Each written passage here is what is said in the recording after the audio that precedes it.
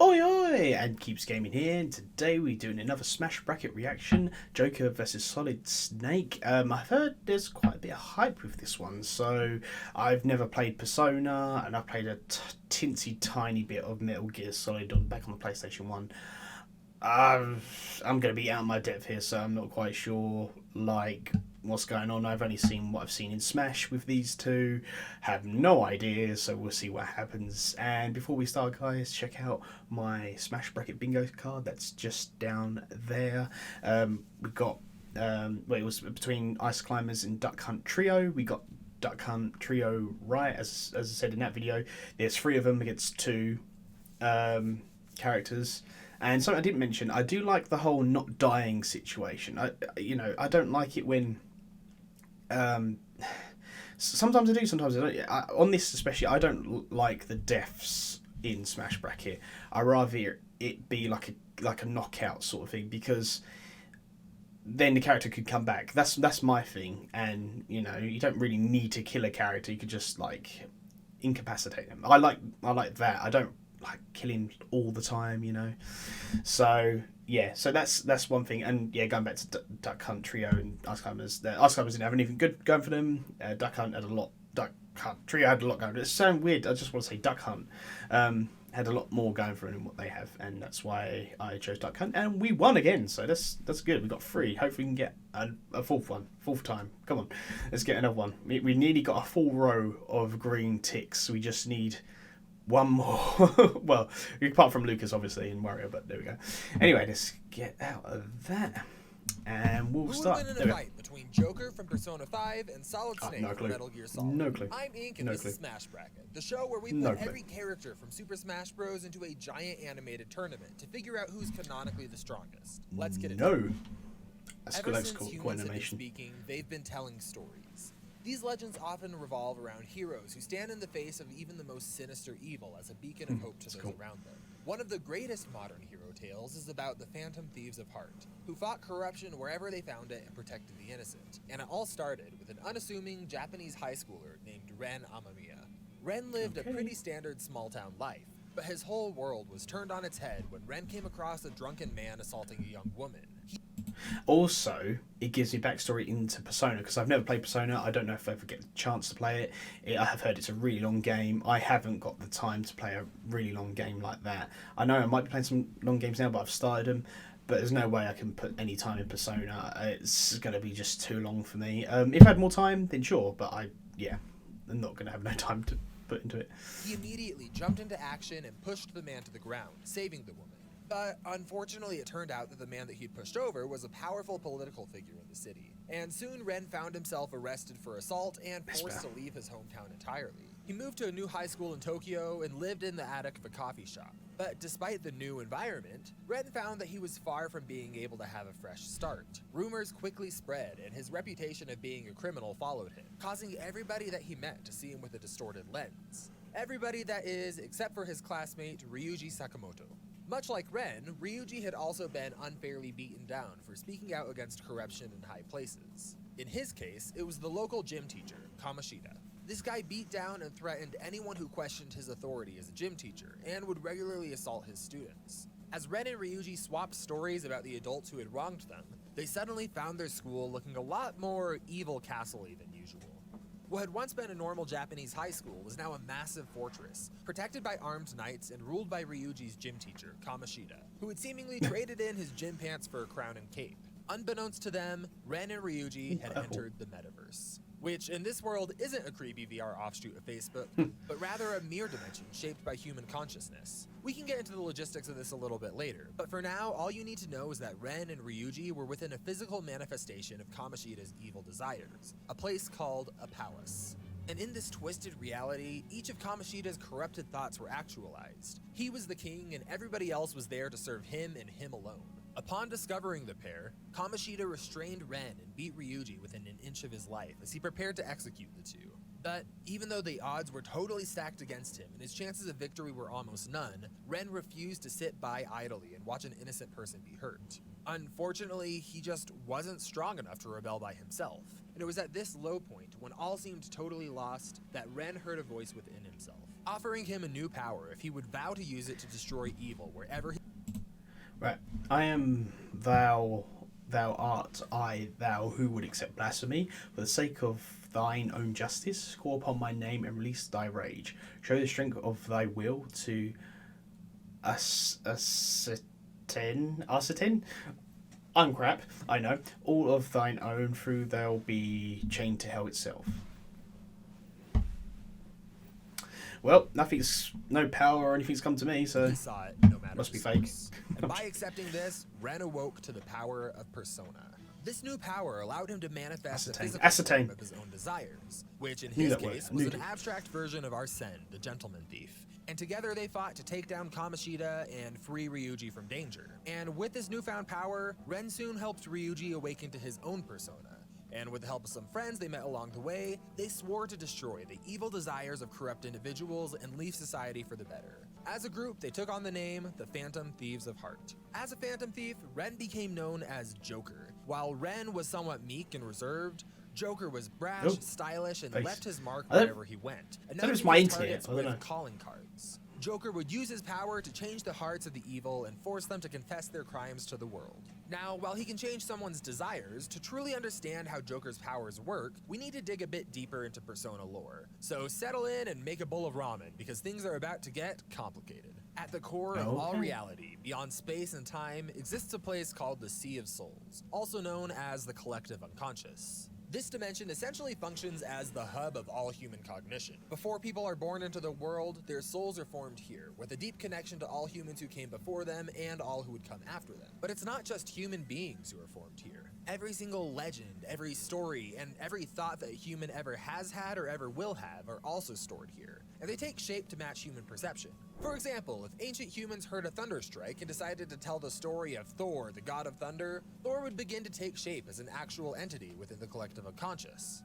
These beings shaped by human thought are called demons, and they can be summoned into the metaverse and material world in a variety of ways. One of these ways is through their connection to each individual human's cognition. Every single person has a part of their personality that they wear as a mask for everybody to see. For example, on YouTube, I put up the appearance of being upbeat and outgoing, but people also have aspects of their personality that they suppress. For example, I think that we should put more fruit on pizza besides just pineapple. This suppressed part of oneself is called a shadow. And in the metaverse, a shadow can take shape into whatever demon most closely fits it. By confronting one shadow, a person can harness the power of a persona, which is like the ultimate manifestation of somebody's personality. Anything and everything could be a persona, but the most common ones come from real-life folklore and legends. Joker, for example, believes that somebody's social status shouldn't exempt them from needing to live a good life. And so his persona manifested as Arsene, the French gentleman thief who stole from the rich and greedy, with a gift for stylish showmanship, all while facing off against the greatest minds in the world like the famous detective Herlock Sholmes. Oh, I love copyright law. While most people can only manifest and use a single persona, some rare individuals called wildcards can use every persona. And Joker is one of these wildcards. He's one of them. Yeah. Not only can he tap into the legends of Sorry, this is a Arsene, very but comfortable he can chair. also I like fight it. with some of history's most famous figures from legends and mythology, like Thor, Odin, Jack Frost, or even Satan. These different personas can alter Joker's physical attributes as well, giving him the power, speed, and abilities of whatever persona he's using. The mechanics of these abilities function much like the personas themselves. For example, let's take the basic fire attack, Agi. To use this power, Joker taps into humanity's perception of a fiery explosion and manifests that into reality. This powerful ability to channel human cognition into reality shouldn't be underestimated.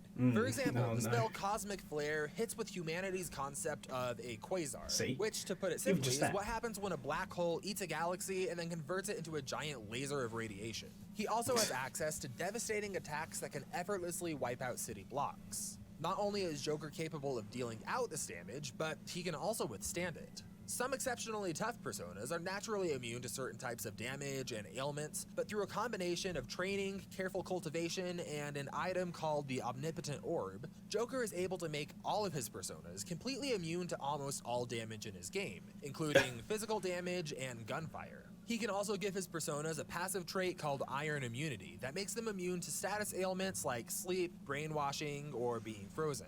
But beyond just immunities, his personas also have the ability to augment his physical speed to the point where he can dodge lasers at relativistic speeds. And Joker, along with the other Phantom Thieves, always make sure to use this speed as stylishly as possible, such as when they move so fast during an all-out attack that time appears to stop entirely. Together, the Phantom Thieves have used this power to take out the most corrupt people in Japan. Joker really couldn't have done it all alone, though. His fellow Phantom Thieves are always there to have his back, either in battle like Ryuji or from the sidelines like Oracle. Joker's girl in the chair who can give Joker support from afar, like breaking down an enemy's strengths and weaknesses. That being said, even on his own, Joker isn't exactly helpless. He has an ability called Third Eye that allows him to see objects of interest, slow the perception of time, and gauge an enemy's general strength relative to his own at a glance. It can even see through invisibility. But abilities aside, Joker also has several things up his sleeve for equipment. Joker carries a couple of weapons on him, a trusty dagger and handgun.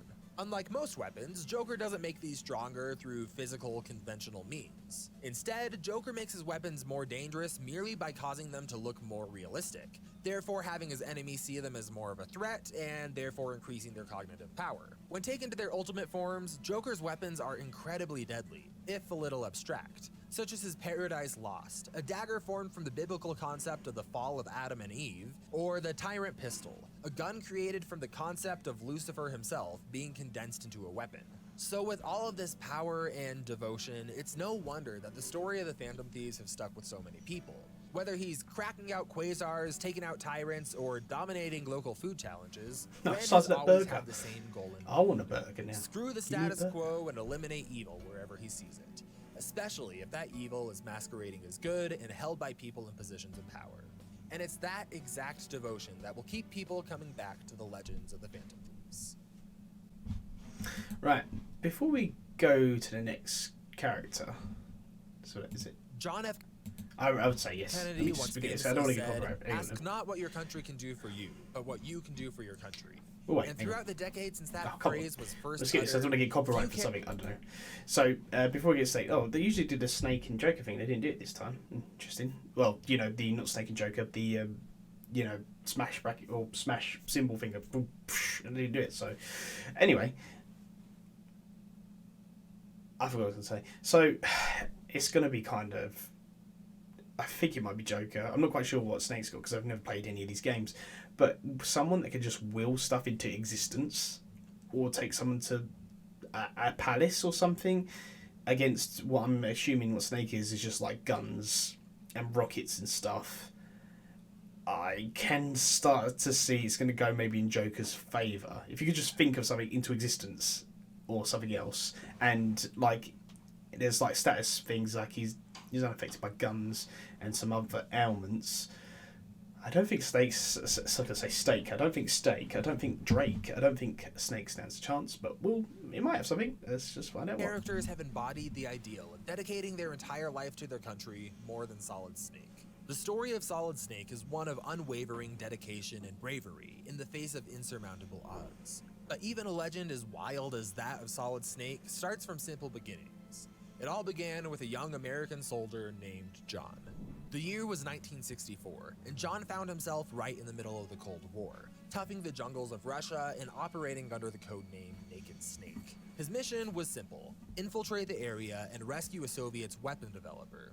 Unfortunately, what should have been a simple extraction turned into a high-stakes stealth operation, full of twists, betrayals, and gunmen making cat noises. While he was trying to extract his target, Naked Snake stumbled across the plans for a tank with nuclear capabilities called the Shagohod. Because letting our enemies have nuclear tanks was low on the priority list of the United States, Snake's mission changed to include destroying the Shagohod for good. And this mission ultimately led him to face off with his longtime friend and mentor, known simply as the Boss. And after a heated battle, Snake came out on top and was forced to choose between friend and country, ultimately deciding to pull the trigger and fulfill his orders. The success of this mission, which came to be known as Operation Snake Eater, put President Johnson in the Naked Snake fan club. But because having a man named Johnson wear fan merch for Naked Snake would look questionable, and to honor his past accomplishments, Snake was bestowed the name Big Boss and went down in history as the greatest soldier to ever live. But John's mentor wasn't the only one to die during Operation Snake Eater. When Snake pulled that trigger, it killed a piece of himself as well. He became bitter and jaded as he disavowed the government altogether, becoming convinced that rather than having countries build up their own armies, the best solution would be to hire freelance military groups called private military companies, or PMCs for short, who all live in their own mini-country together. So he began forming his own freelance army with the help of some allies and his old medic, who became his body double and took on the name Venom Snake, operating as a second big boss. Now, the United States didn't love the idea of losing their self-proclaimed best soldier to ever live, so they came up with an alternative plan. If we can't hire Naked Snake, we'll just make a new one. So the government did what any rational person would do in a situation like this. They had a top-secret Illuminati group called the Patriots start an underground operation to clone Big Boss without his consent or knowledge. They called this project Les Enfants Terribles. Les Enfants Terribles.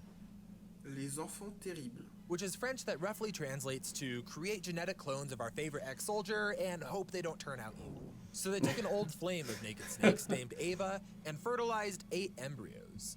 Of these embryos, 2 survived. Twins named Eli and David. Eli took on Big Boss's dominant genes and took on the codename Liquid Snake, while David took on Big Boss's recessive genes and became known as Solid Snake. There was also a third clone that was a perfect balance between the two and took on the name Solidus Snake and kinda became the president of the United States for a while.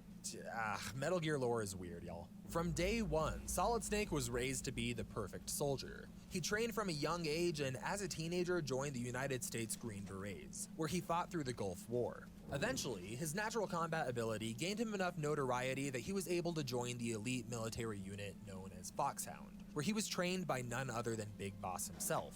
Under Big Boss's tutelage, Solid Snake learned close quarters combat, a hand-to-hand combat system that just has some of the worst form I have ever seen, but somehow he makes it work. For most of his appearances, Snake is skilled enough to dodge the aim of gunmen, but generally struggles to sneak past enemies at more than a few miles per hour. Things like this make him feel like a pretty grounded, if skilled soldier, until Metal Gear randomly decides to turn him into Neo for a few cutscenes and have him jump fast enough to keep pace with a spray of bullets, and then make him fight a vampire, only to return him back to being a semi-standard spy thriller character immediately after that. But even through all of these absurd shifts in tone throughout the series, Snake has always been somewhat superhuman. He's able to punch strong enough to send grown men flying through the air, and he's durable enough to regularly shrug off bullets and explosions, which he can heal from incredibly quickly. But although he's explicitly superhuman in his stats, Snake's true strength comes from his equipment and his strategy. Let's start by talking about his strategical abilities. Snake has been able to fight and defeat enemies that, by all measurements on paper, he should have had no chance against. Among these is the telepath Psycho Mantis, a soldier who could read his thoughts as they fought, and should have been virtually impossible to even hit. And while in the games you beat Psycho Mantis by changing your controller to the Player 2 port, in the official animated graphic novelization of Metal Gear Solid, we can see some more context as to what this looks like from an in-universe view. Snake was essentially able to notice even the most minute details being off, and was able to capitalize on that to beat the Psychic. And this strategical ability is only enhanced by his codec system, a communication system implanted in Snake's ear that allows him to instantly communicate with his support team at a moment's notice. With their help, Snake has taken out legendary snipers, killed Big Boss's body double, Venom Snake, with nothing but a lighter and a can of hairspray, and demolished the machines this entire franchise was named for. Metal Gears. While the Shagohod was a tank capable of launching nukes, Metal Gears were like you took those same capabilities and combined them with a Gundam. These things were made to dish out and take serious damage, but Snake has been able to take them out time and time again. And not only has he destroyed them, but Snake has actually piloted a Metal Gear of his own before, known as Metal Gear Rex. This brings us to Snake's equipment. Over the years, he's amassed a huge arsenal of weapons so and many tools. guns. Now, I should note that while we can't scale Snake's physical feats to those of other clones of Big Boss, after all, they've had very different upbringings, and a major theme of the game is that people are far more than just their genes, so compiling them would kind of fly in the face of that. For the purposes of today's battle, we've composited the arsenals of each playable version of Snake across the Metal Gear franchise. Not only do they all play similarly, but they've all also had the same weapon supplier for a time. Snake has carried a variety of guns, grenades, and missile launchers over the years, but his most iconic is definitely his tranquilizer dart. A headshot from one of these bad boys can instantly put his target to sleep, taking them out of the fight entirely. He also has several other non-lethal options at his disposal, such as sleep gas, smoke grenades, flashbangs, EMP grenades, and Playboy magazines that he strategically weaponizes to distract his enemies. Yes, that is real. Defensively, he also carries around a pill that allows him to fake his own death, containers to hide in, like his signature cardboard box, and several inflatable decoys of himself, complete with a voice box and high-grade explosives. But one of the most surprising tools up his sleeve is the Fulton Extractor. This thing can yoink enemies into the air and send them straight to a battleship, loaded with highly armed soldiers. But if pulling your enemy into the sky like a discount Christian Bale isn't doing it for you, Snake's research and development team had developed this technology even further, allowing Snake to suck his enemies into wormholes that can even be launched from rocket launchers, removing them from the battlefield entirely. And this is where Snake really excels. He's no stranger going up against near impossible odds, but he's always been able to find a way around it by using his incredible strategic ability and ingenuity. But let's see if that's enough to let him take on his opponent for today, Joker. But first, if you want to help support what we're doing here and keep our small channel alive, consider joining us on Patreon or YouTube membership. Each episode of Smash Bracket on average takes us over 200 hours to make as a team. Ad revenue is hard to sustain on a series that takes so long to put together, so having your support on either of these platforms is really the single best way you can help keep these episodes coming and make sure that we're able to finish this project all the way through to the end. But with that out of the way, let's get into the fight to find out who will win this round of the Smash Bracket and who will be disqualified. Let's get into it. I really think it's going to be Joker. Like, there's only maybe a few things Snake can do, like that. That was it. The thing that rockets that can teleport people, or clear the people from the battlefield. I can't remember what it's exactly called. Which one is it? No, not that one. I can't see it, but anyway, it was like rockets that just. I don't know if I can find it. I don't think I can find it. But yeah, it can just like teleport them away. Wherever it is, I can't find it. But you know, the rockets that I guess opens a portal and suck them in. Tranquilizer darts. If Snake can hit Joker, it can make him probably go to sleep. Other than that, unless he gets like a Metal Gear Rex, but not just one, maybe like an army of them. I really don't think there's nothing Snake can do, because they said Joker can will basically anything into existence by just thinking about it. Like every single thought that anyone has had is in this like dream world thing and can manifest in the real world. So I don't know, but I feel like it's going to be Joker. I feel like Joker's, as I said before, Snake is just like Link with guns. He's got so much like equipment and stuff. More projectiles though, obviously. Yeah, I think I'll go with Joker. Just seems a lot more. I don't know any of the characters of these games. Maybe if I played them, I would get a better sense. But off this analysis, Joker. I'll say Joker. No. All right, team. Oh, I did that time. Is everyone ready? Today's the day. No. Excellent. I've been looking forward to that buffet I've heard so much about. What? We're taking down a bad guy today. Why are you Is he always bad? so focused on food? I think it's up to interpretation. Spent all my money on art supplies after It's from a certain point of view, as Kenobi says. But as Obi-Wan Kenobi says, a certain point of view. That is seriously unhealthy. This is Want to Snake. take care of yourself, Yusuke. I'm taking on Joker. Remind me what we're doing here Otacon, again?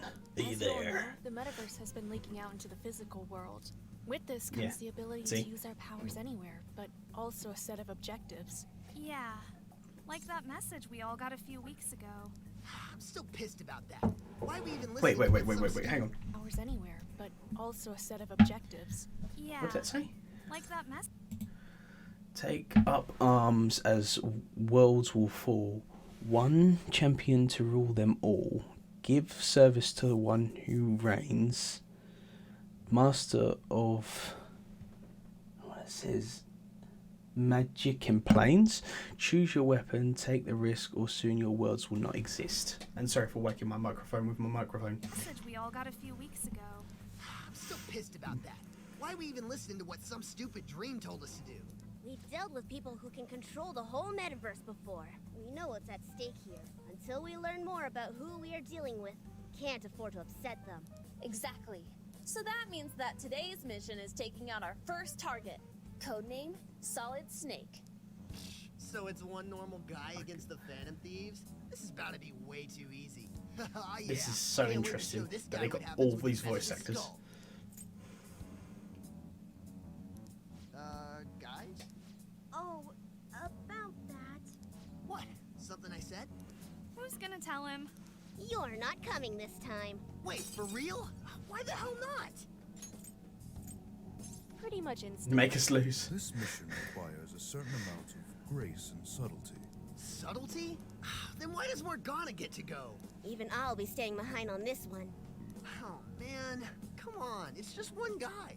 It may be one guy, but this isn't any ordinary soldier. That's right. Snake is a master of combat, stealth, and infiltration. He has taken out nearly unstoppable targets before they even knew he was there.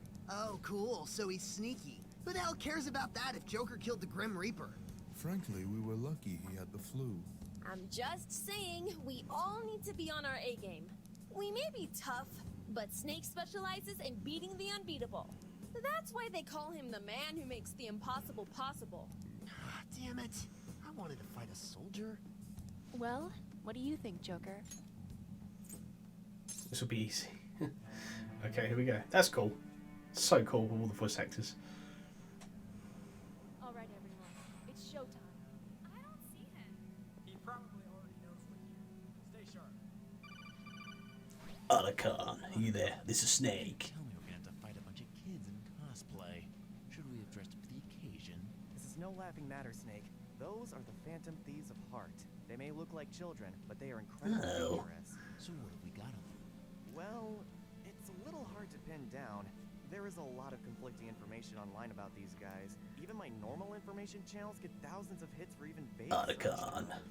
Like drinking from a virtual fire hose. Like drinking from a virtual fire It hose. does seem that way. I don't know. I like doing voices. I was able to put together an algorithm that checked for the credential of each page's author. Smart.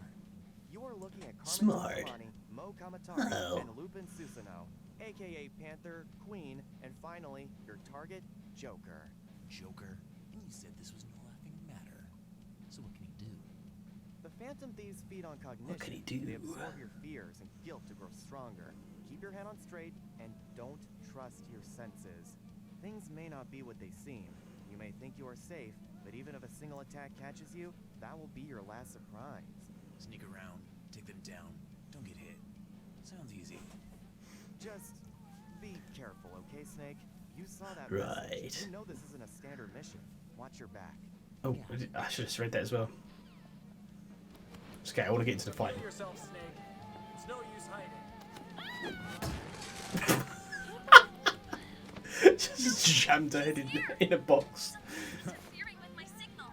I'm going to try and get around it. Choke him, choke him. Match, kid.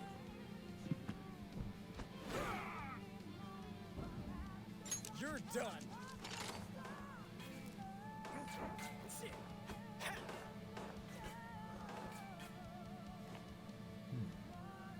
That pistol. You're going to need more than illusions here, kid.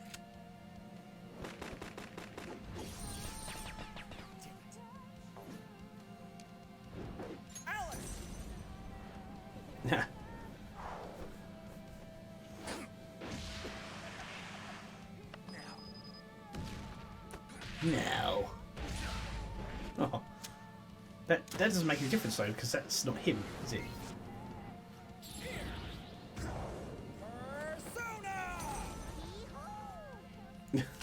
You see, just do stuff like that.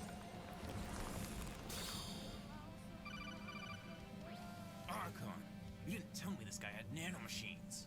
I haven't seen nanomachines like this before. Even Otacon. Hudson isn't this advanced. He just created a demon snowman, and I don't think his name is really Lupin. Or Alice. When I touched him, my arm felt like it didn't even connect. Even when I was punching that girl in the dress. I hit her, but it just felt weird. I don't think I'm actually hurting them. This is a problem, but nothing you can't handle. You have fought foes stronger than you before. Use your head, be creative, and whatever you do, don't... And cut. I almost had to use both of my hands to crack that one. That was a nice little communication jammer you hooked up. You're pretty good. One of the Phantom Thieves, I presume. Perhaps Mo Kamatari? Dude, Mokumatari is a copy. You guys took my fake leaks hook, line, and sinker. You've really got to check your sources. Well played. Admit it, you got outplayed. I know everything about you, David. It seems like you did your homework. You knew about Otacon, and you got around our communication jammers. I'm just wondering what you did about the mobile nuclear launch pad, sitting right outside the building. Nice try, Snake. I've got the Pretty good. exact GPS coordinates of every Metal Gear on the planet. So you don't know. Just one button press and this building is gone. You're bluffing. I've seen the military's logs. Not everything is documented online, kid. And about that jammer, we always bring a spare.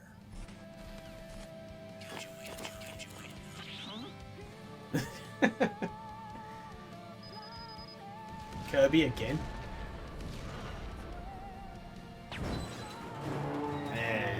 Let me show you the power of the wild card. I just don't think it stands a chance. But we'll see. Maybe it can turn around this. He's only got rockets, bullets and stuff. Oh yeah, and stop time, of course.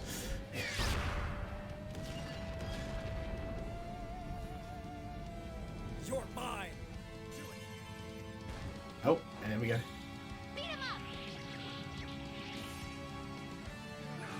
That's cool, these are smash. That's decoy. Decoy? Decoy? No, okay. And there you go.